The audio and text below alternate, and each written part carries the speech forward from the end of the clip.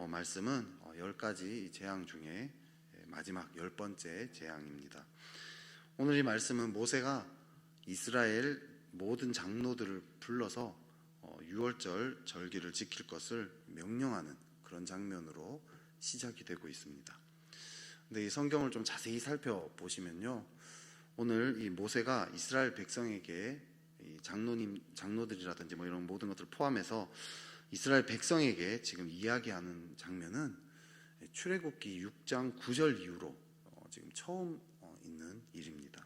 그 사이에 모세는 하나님과 얘기하든지 또 바로랑 얘기하든지 이렇게 했지 이스라엘 백성들에게는 이야기하지 않았습니다. 왜 그랬습니까? 처음에 모세가 이 하나님의 부르심을 받고 바로한테 갑니다. 내 백성을 보내라 라고 이제 이야기를 하죠. 그랬더니 바로가 나는 여호와가 누군지 모른다. 지금 여호와께 무슨 제사를 드리겠다고 너희가 지금 배가 불렀구나. 완전 게을러졌다 너네들. 이제는 벽돌을 만들 때 짚을 제공하지 않겠다. 너희가 스스로 짚을 공수해라. 대신 벽돌 개수는 또 줄어들면 안 된다. 이렇게 보내주지는 않고 일만 더 많아지게 명령을 하는 거죠. 이스라엘 백성들이 완전히 이렇게 마음이 상해버립니다. 그래서 6장 9절에서 이렇게 얘기합니다. 모세가 이와 같이 이스라엘 자손에게 전하나 그들이 마음의 상함과 가혹한 노역으로 말미암아 모세의 말을 듣지 아니하였더라. 이렇게 얘기합니다.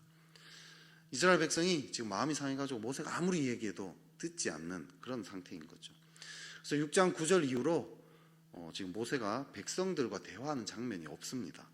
진짜 대화가 없었거나 아니면 이야기해도 안 들었거나 그랬겠죠. 중요한 건 어쨌든 대화가 단절이 되어버렸다는 거죠. 그런데 오늘 본문에서 모세와 백성의 대화가 다시 열리기 시작하는 거죠. 모세가 말을 걸었더니 지금 듣기 시작합니다. 왜 이런 변화가 일어났습니까? 그 사이에 어떤 일들이 있었기 때문에 백성들이 말을 듣기 시작했을까요? 10가지 재앙 중에 9가지가 그 사이에 이제 진행이 된 거죠. 이스라엘 백성들은요, 그 재앙 가운데 하나님의 보호를 경험을 했습니다. 처음에는요, 하나님의 위대하심을 경험했습니다. 애굽의 신들을 완전히 다 부셔버리는 하나님의 그 놀라운 권능을 보게 되었죠. 근데 그걸로 끝나지 않고요, 이스라엘 백성은 따로 구별해서 보호하시는 또 하나님의 사랑도 경험을 하는 거죠. 그것도 한 번이 아니라 여러 번 반복해서 경험을 합니다. 그러면서 이들의 이 상했던 마음들이 서서히 열리기 시작하는 거죠. 이제 다시 하나님과 대화할 마음이 생기기 시작했습니다. 처음에는 마음이 상해서 하나님께 반응하지 않았는데 하나님은요, 계속 기다리시면서 가만히 기다린 게 아니라 끊임없이 은혜를 베푸시면서 기다리셨습니다. 이스라엘이 아무리 완악하고 제멋대로 그래서 하나님 음성을 듣지도 않겠다 이렇게 마음을 먹어도 끝까지 다가오셔서 은혜를 베푸신 거죠. 이게 하나님의 방식입니다. 아무리 마음을 굳게 잠궜다 할지라도 상관이 없습니다. 하나님은 우리가 마음을 열 때까지 계속해서 우리에게 다가오시는 분이죠. 그렇기 때문에 우리는요, 어떤 상황에서도 소망을 가질 수 있습니다. 우리 영적으로 무너질 때 많지 않습니까? 특히 이제 이 코로나 시절에 우리가 같이 모이기가 쉽지 않으면서 참 영적으로 힘들다는 이야기를 많이 듣습니다. 하지만요, 우리의 무너짐보다 하나님 은혜가 훨씬 더 큽니다. 혹시나 우리가 포기한다 할지라도 하나님은 포기하지 않죠. 우리는 마음을 다 이제 늘어놓고 이제 모르겠다, 그냥 대충 살자, 대충 그냥 섬기면서 살자. 그런데 하나님은 그런 우리에게도 계속해서 다가오셔서 은혜를 베푸십니다. 하나님 포기할 줄 모르시는 분이십니다. 지금도 우리가 마음을 하나님께로 다시 열기로 하기만 하면 다시 하나님 우리에게 대화하시는 분이시죠. 우리에게 은혜를 쏟아 부어주시는 분이십니다. 결국 이 하나님의 포기하지 않는 사랑 때문에 이스라엘 백성들은 마음을 풀게 되죠. 상했던 마음이 풀립니다. 열립니다. 하나님 말씀에 이제 다시 귀 기울일 수 있는 그런 마음이 준비가 됩니다. 그런데 오늘 이 말씀을 보면요, 또 한 가지 더 의문이 생기게 됩니다. 사실 지금까지 이 9가지 재앙 가운데는 하나님이 일방적으로 그냥 은혜를 베풀지 않았습니까? 근데 오늘은 유월절 피를 발라라라고 명령을 하시는 거죠. 피를 안 바르면 어김없이 심판이 임했습니다. 이전에는 피 안 발라도 다 구별해 주셔서 은혜 베풀지 않았습니까? 그런데 왜 지금 와서 굳이 피를 바르라고 명령을 했을까요? 어떤 사람은요, 이 피 자체에 어떤 이 마술적인 어떤 특별한 능력이 있기 때문에 그렇다라고 해석하는 사람도 있습니다. 내가 피를 볼 때에 너희를 넘어가리니 라고 이렇게 적혀 있지 않습니까? 피를 바르면 이 피의 능력 때문에 자동적으로 뭔가 이 심판이 넘어갈 수밖에 없다 이렇게 해석을 하면서 피를 막 엄청 이렇게 강조를 하기도 합니다. 근데 만약에 피에 그런 능력이 있다라면 앞선 재앙 때에도 피를 발랐어야 하지 않겠습니까? 근데 앞선 재앙 때는 피 없이도 심판이 넘어갔습니다. 재앙이 넘어갔던 거죠. 그럼 왜 굳이 피를 바르라고 하셨을까요? 내가 피를 볼 때에 너희를 넘어가리니 해서 이 넘어간다라는 히브리 원어는요, 원래 의미는 넘어간다는 뜻보다 오히려 보호한다라는 뜻이 더 강합니다. 하나님이 피를 볼 때 이스라엘 백성을 재앙으로부터 보호하겠다, 이제 이런 뜻인 거죠.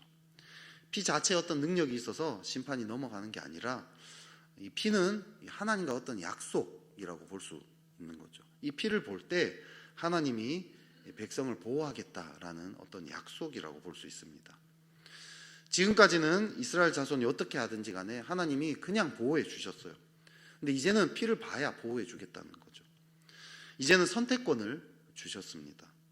하나님의 보호를 선택할지 아니면 하나님의 보호를 거절할지 스스로 결정할 수 있는 결정권을 주신 거죠. 문설주와 인방에 피를 바르면 선택하는 거고요, 바르지 않으면 그 은혜를 거절하겠다, 그 하나님의 보호를 난 믿지 않겠다, 이런 뜻이 되는 거죠. 그러면 왜 지금까지는 자동적으로 잘 보호해 주시다가 왜 이제 와서 선택권을 주셨습니까? 왜냐하면 오늘이 마지막 재앙이기 때문입니다. 이 재앙을 끝으로 이제 이스라엘 백성은 애굽을 떠나게 되는 거죠. 40년의 이 광야를 거쳐서 가나안 땅에 들어갈 이 하나님의 백성이 지금 추려지는 그런 상황입니다. 이제 진짜 하나님의 백성이 추려지는 그런 상황이기 때문에 하나님 우리에게 선택권을 주셨습니다. 하나님의 백성이 되기 위해서는요, 우리가 선택해야 한다는 거죠. 은혜는 그냥 자동적으로 계속 주어집니다. 우리 평생에 그 은혜는 끊어지지 않아요. 우리가 믿든 안 믿든 하나님은 계속해서 우리에게 은혜 베푸십니다. 우리의 마음에 계속 오셔서요, 다가오셔서 두드리십니다. 상황을 통해서, 뭔가 환경을 통해서, 또 누구의 말을 통해서 계속해서 하나님요, 우리 마음에 하나님에 대한 갈급함을 주시고요, 하나님의 은혜가 필요하다는 걸 깨닫게 해주시고요, 계속해서 우리의 마음을 두드리십니다. 우리가 받아들이든 받아들이지 않든 그 은혜는 계속 될 것입니다. 이 농부가 씨를 뿌릴 때 옥토에만 뿌렸습니까? 아니죠. 돌밭이랑 가시밭에도 뿌리고요, 심지어 길가에도 뿌리지 않았습니까? 길가는 애초에 밭 자체가 아닙니다. 하나님 은혜는요, 누구도 가리지 않고 계속해서 임합니다. 하지만 하나님의 백성이 되려면 우리가 선택해야 한다는 거죠. 하나님의 그 은혜를 믿기로, 받아들이기로 결정을 해야 한다는 거죠. 하나님의 그 은혜를 믿고 신뢰하든지 아니면 거부하든지 결정을 해야 합니다. 오늘도 그 은혜가 임하지 않았습니까? 피를 바르기만 하면 보호해 주겠다고 주님이 말씀하셨습니다. 이 피는 십자가를 상징하지 않습니까? 십자가를 의지할 것인가? 아니면 거부할 것인가? 선택을 해야 하는 거죠. 그 전날까지 아무리 흉악하게 살았다 할지라도, 그 전날 심지어 살인을 하고 간음을 했다 할지라도요, 그날 피만 바르기만 하면 하나님이 보호하십니다. 그리고 하나님의 백성이 되었던 거죠. 그것을 믿고 의지하기만 하면 하나님과의 관계가 열려졌습니다. 우리도 십자가를 믿기만 하면 그 전에 어떤 삶을 살았다 할지라도 그 십자가의 은혜를 받아들이기만 하면 하나님께 담대하게 나아갈 수 있잖아요. 그 모든 죄와 그 허물들을 깨끗게 하신다 하시지 않았습니까? 반면에 그 전에 아무리 선하게 살았고 아무리 이렇게 누군가를 섬기고 잘 이렇게 멋지게 살았다 할지라도 피를 안 바른 사람은요, 죽음이 임했습니다.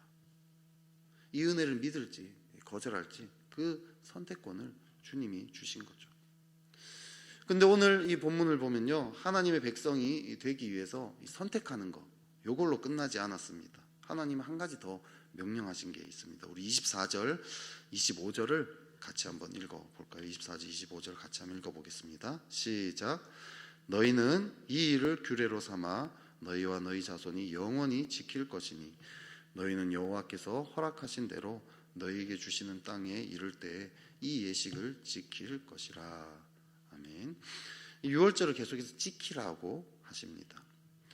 이 하나님의 백성이 될 때 처음에 선택하는 것뿐만 아니라 한 가지 더, 6월절을 계속해서 지켜야 합니다. 왜 그렇습니까? 계속 기억하게 하기 위함입니다. 어저께 이 주일 설교 때 목사님께서 유대인들이 2000년 동안 이 유대인의 정체성을 지킬 수 있었던 이 비결, 그것이 이 절기를 계속 지켰기 때문이다라고 말씀하셨습니다. 절기를 지킬 때 우리는요 계속 기억할 수 있다라는 거죠. 이 기억이라는 게 너무 중요합니다. 예수님을 생각나게 하는 사람이라는 책에서 이렇게 이야기합니다. 우리의 존재를 인식하는데 기억이란 아주 중요한 역할을 합니다. 우리의 고통과 즐거움, 슬픔과 만족감 같은 것들이 단순히 우리 인생에 어떤 일들이 일어났는지에 달려 있을 뿐만 아니라 어쩌면 그보다 더 우리가 이런 일들을 어떻게 기억하느냐에 달려 있습니다. 이렇게 이야기합니다. 인간은 무엇을 어떻게 기억하느냐, 거기에 따라 삶이 결정이 되는 거죠. 그래서 하나님은 6월절을 계속해서 지킴으로 이것을 기억하게 만들었습니다. 이것이 하나님 백성이 해야 될 이 두 번째 일입니다.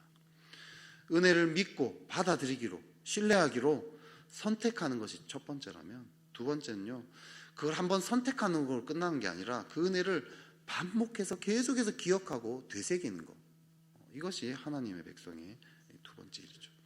6월절을 기억한다는 건 무엇이겠습니까? 6월절은 계속해서 예수님의 십자가, 예수님의 죽음, 이것이랑 연결되지 않습니까? 신약에서 계속 그렇게 이야기하죠. 6월절 어린 양이신 그리스도의 그 희생, 십자가 희생으로 우리가 이 죄의 누룩에서 해방됐다, 이렇게 계속 표현하지 않습니까? 하나님의 백성은요, 십자가의 그 은혜를 믿고 선택하기로 결정해야 됩니다. 그런데 한 번 선택했다고 끝나는 게 아니라 계속해서 그 은혜를 기억하고 되새겨야 한다는 거죠. 우리는 십자가의 은혜를 너무 쉽게 잊어버립니다. 어느 날 은혜 받을 때는요, 십자가 외에는 이제 더 이상 의지할 것이 없습니다. 아무것도 의지할 것이 없습니다. 주님, 제가 십자가만 의지하겠습니다. 그렇게 고백하면서 기도합니다. 내 죄가 막 깨끗게 죄사함 받았다는 것이 정말 믿어질 때, 그때 얼마나 기뻤습니까? 마음이 그냥 깃털같이 가볍지 않았습니까? 하나님이 나를 사랑하시는 그 아버지로 너무나 느껴지고 다가오고 가깝게 느껴지고, 내 죄가 깨끗게 되었으니까 하나님께 나아가는 게 아무런 거리낌이 없습니다. 그냥 하나님 너무 좋습니다. 자유가 막 저절로 막 외쳐지는 거죠. 그런데 시간이 좀 지나면서 그 감각이 희미해집니다. 혹시나 또 마음에 죄를 품고 있으면요, 순식간에 그 은혜가 사라집니다. 이럴 때 어떻게 해야 합니까?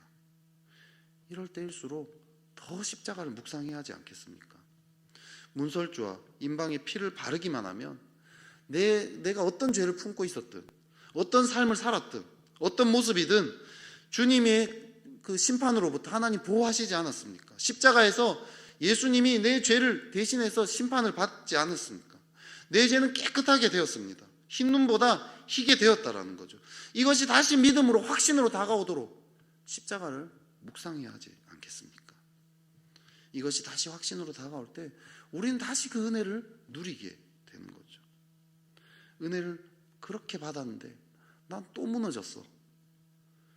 그런 나를 위해 죽으신 그 십자가, 은혜를 그렇게 받아도 또 무너지는 이런 나를 위해서 십자가를 지신 그 십자가를 다시 바라봐야 하지 않나, 나 안에 갇히는 게 아니라 이런 나를 여전히 자녀 삼으시는 그 하나님의 그 은혜, 십자가를 바라볼 때 알게 되지 않겠습니까? 우리는 계속 넘어집니다. 계속 무너집니다. 하지만 계속 십자가만 바라보는 거죠. 이것이 계속 반복될 때 우리는요, 십자가 그것만 의지할 수밖에 없는구나. 내 인생은 정말 십자가만 바라봐야 되는구나. 십자가 은혜를 더 가까이 누릴 수밖에 없구나. 내가 매일 십자가 앞에 더 가까이 가오니, 이 찬양이 그냥 부르는 것이 아니라 정말 우리 중심에서부터 부를 수밖에 없게 되지 않겠습니까? 하지만 십자가를 바라보지 않으면요, 내가 아무리 열심히 살아도 우리는 계속 하나님과 멀어질 수밖에 없습니다. 아무리 선하게 살고 아무리 죄 안 짓고 살아도 은혜의 창고는 결국엔 바닥이 나게 마련입니다. 은혜가 신앙생활의 원동력 아닙니까? 근데 이 신앙생활의 원동력이 사라지니까 그냥 형식만 남고 의무만 남아 버립니다. 시들시들해지는 거죠. 우리는 십자가로 돌아가야 합니다. 십자가를 선택할 뿐만 아니라 그걸 매일매일 매 순간순간 그것을 바라보고 기억하고 되새겨야 합니다. 이런 나를 위해서 죽기까지 사랑하신 주님의 그 사랑을 계속해서 우리는 되새김질 해야 합니다. 이것이 신앙생활의 출발인 동시에 목표점 아니겠습니까? 십자가의 감격을 잃어버렸는데 다른 데서 뭔가 해보려고 헤맨다고 신앙이 회복되지 않습니다.